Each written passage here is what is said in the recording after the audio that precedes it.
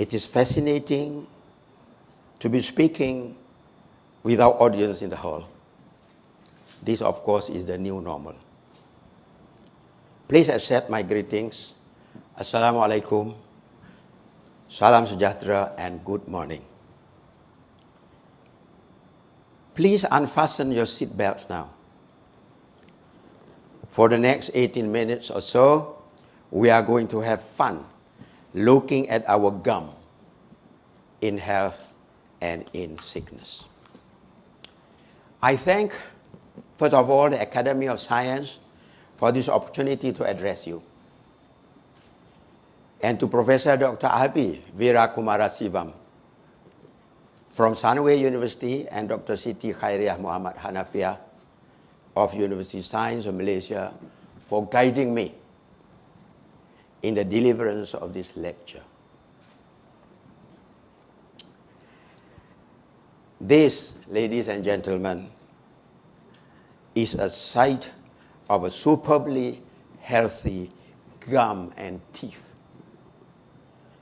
It is devoid of any abnormality or disease. It belongs to my wife. I'm in the photograph.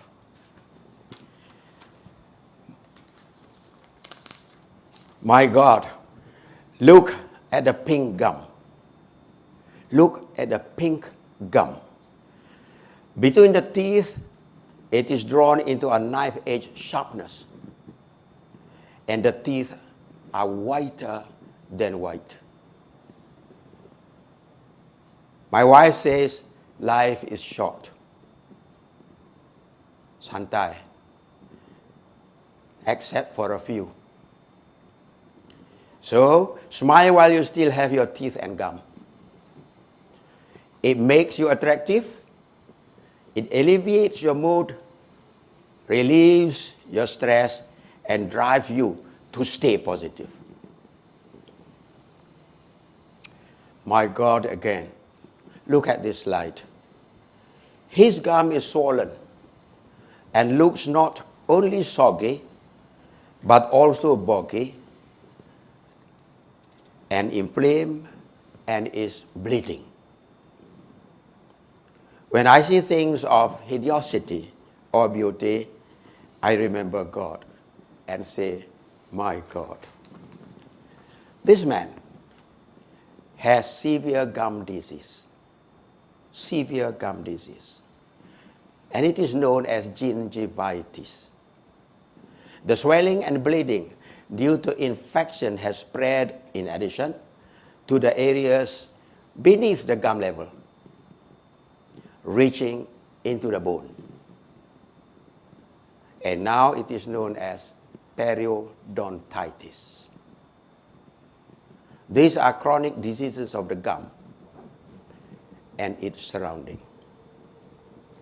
And because he now looks hideous, he does not like to smile any longer. The world may not smile with him.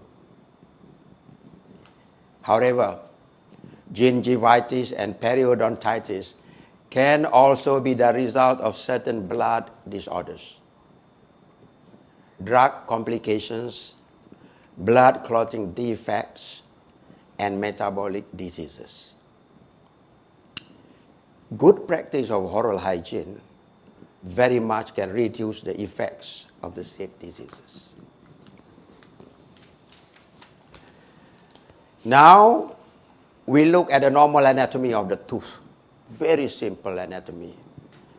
The tooth is engulfed by bone to make it stable and firm. Otherwise, it will become wobbly and shaky. Covering the bone and the neck of the tooth is the gum, exposing only the head of the tooth, which is called the crown.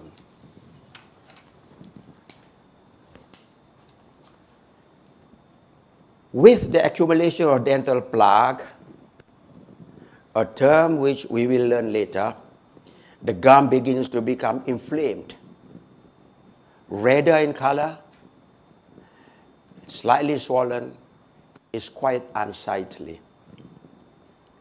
That knife edge, sharpness of the gum between the teeth, which I have mentioned just now, has become bulbous, sickly, and blunter.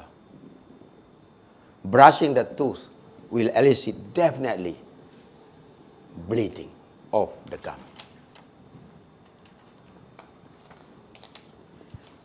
If left unbrushed and if left uncleaned, more plaque will accumulate. More plaque will accumulate on the teeth and around the gum, causing increased inflammation of the gum. The gum swells, become puffy, and the teeth, which was once whiter than white, have become yellowish as a result of being covered by the breakfast, the lunch, the dinner materials, which has failed to be swallowed but found home on the teeth surfaces. Look now at the bottom slide. If we were to take an instrument, whatever an instrument, and scrape the surface of the tooth with it, we shall obtain a whitish mass at the end of the instrument, looking not unlike mashed potatoes from some fast food outlets which you frequently visit. This whitish mashed potato-like mess is the culprit that will ultimately cause swollen and bleeding gums. Gingivitis, periodontitis, and tooth decay. This white mass is called dental plaque.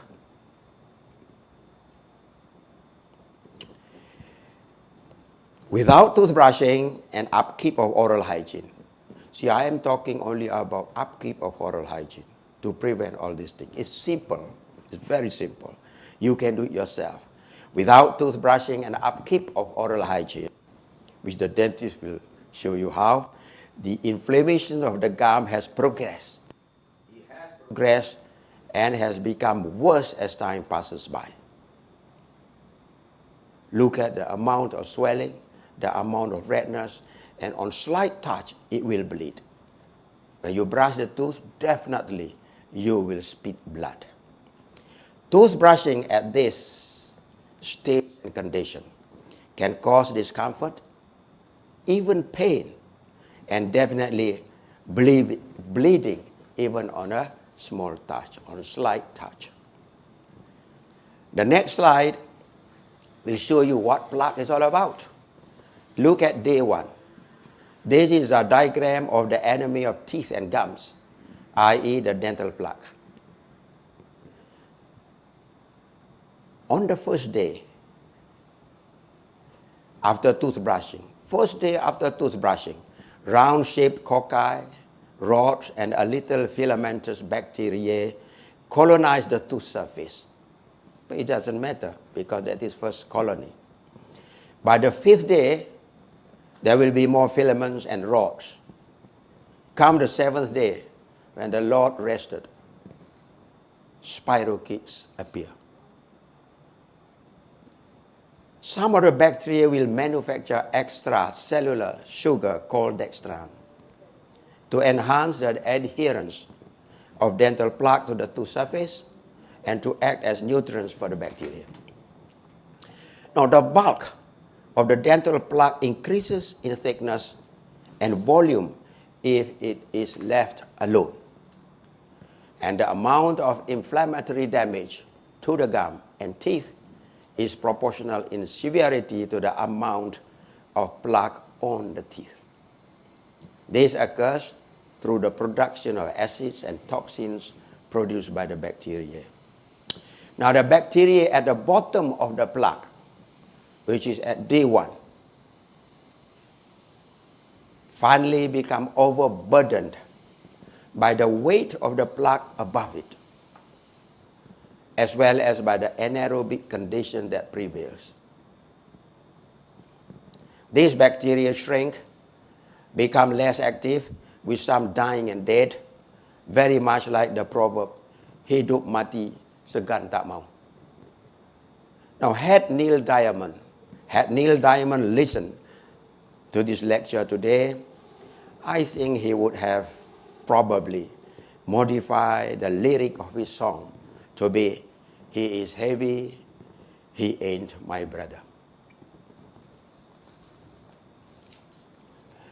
By the second week, if the dental plaque is not removed, minerals from the saliva will enter the plaque and gradually will make it harder each day. This is then called calculus. The hardened plaque is called calculus, and you won't be able to remove it yourself. And if you are not mathematically disposed, you may call it tartar or simply stone. This stone can no longer be removed by toothbrush alone. You will need the help of a dental surgeon. And the mass around the bottom of the lower tooth is new stone, while on top of the teeth is older and has turned dark or black and has become very hard indeed. As life itself is not static, so is the stone. It creeps and advances successfully forward. It creeps and advances successfully without stop forward to push the gum upwards for the upper teeth and downwards for the lower teeth, bringing it with it infection to the deeper layers of the gum, tooth, and the supporting bone. As a result, the gum succumbs, recedes, and retreats, and suffers humiliation. Hence, the tooth will appear longer because the gum has retreated, appears ugly, and may be wobbly and shaky even. At the stage, there are only two options. At this stage, there are only two options of treatment if you want to keep the tooth. Firstly, is to perform gum surgery, which will restore the gum to health, but the tooth will still appear long because the gum has retreated.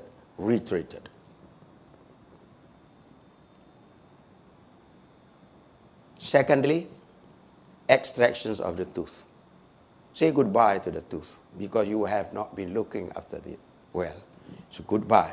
Hence, whatever is done, such a person will end up with a long tooth or tooth no longer. A lady patient once asked me the cost of a tooth extraction. I told her Rm 400 ringgit. And she exclaimed, "What? For a few minutes job you charge Rm 400? The dentist always have to be prepared with an answer which could be accepted. So I replied, I can do it very, very slowly for you if you wish. The management of diseases of the gum and teeth is shown in the top photograph. It's far from difficult. It is not difficult at all because it is readily accessible, because it is readily seen. So it is not that difficult because we do not have to go deeply into spaces, inner space, which we are not able to see without other help. Now, accordingly, the dental surgeon will remove the stone and clean the teeth and the gum with all his skill and armamentarium, together with vigorous oral hygiene instruction, which is very, very important for the patient to abide by. And if God is willing, coupled with the patient's willingness to maintain hygiene, the mouth will restore itself to health again, to become like the photograph shown in the bottom of the slide. You can see the difference between the top slide and the bottom slide. One is yellowish, dirty, inflamed gingiva or gum, but the bottom one, the tooth has become whiter and white again, and the gum has more or less returned to almost its normal state. Now, due to this neglect of oral hygiene, the teeth of this guy, look at this, due to this neglect of oral hygiene, I think he has not brushed his teeth for the last 10 years, perhaps longer. The teeth of this guy are badly broken down. His gum bleeds with severe gum inflammation, tooth decay, chronic periodic pain, and bad breath, very bad breath. As such, he no longer is armed to the teeth and will not be capable of fighting his enemies tooth and nail.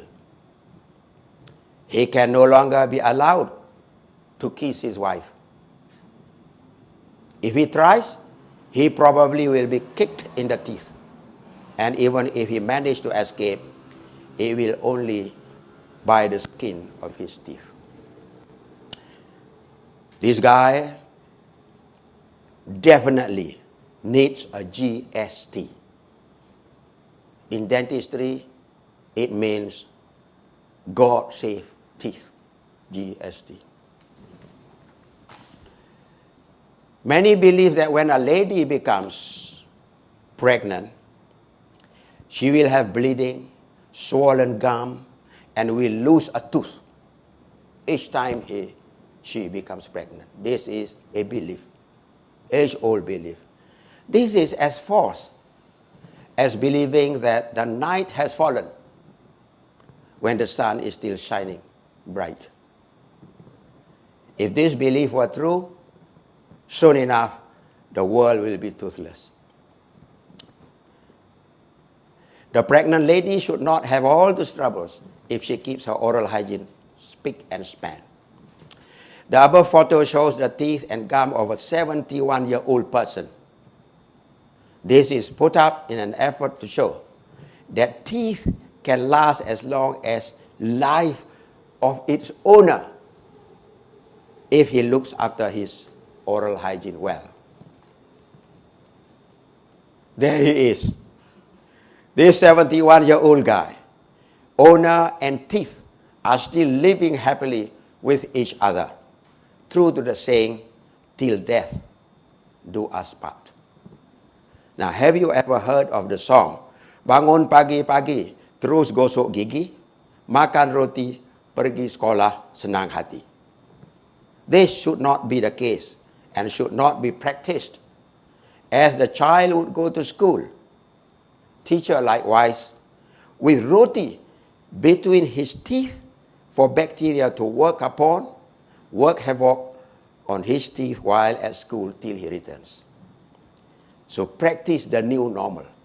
This is the time to practice the new normal and change the rhyme to bangun pagi-pagi, makan roti, terus gosok gigi, pergi sekolah, senang hati.